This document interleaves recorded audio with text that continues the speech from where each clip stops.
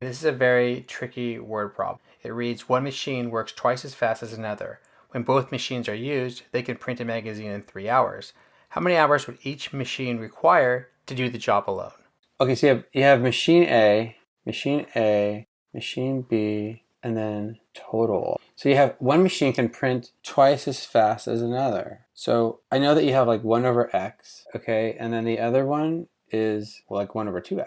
So remember, the bottom numbers are time values. So x is actually the time that the fast machine takes to do the job, and 2x is the amount of time the slow machine takes to do the job. The slow machine takes twice as long as the fast machine. And then together, though, when both machines are used, they can print a magazine in 3 hours. So where does that 3 go?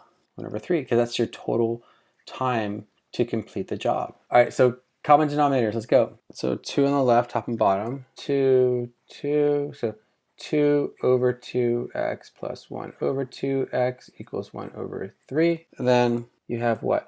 Yeah, 2x on the bottom, and then equals 1 over 3. All right, cross multiply. So you get 9 equals 2x, divided by 2, divided by 2. X is, and then make sure you actually answer the question, because I've usually been super excited about solving for x and then realized I didn't answer the question.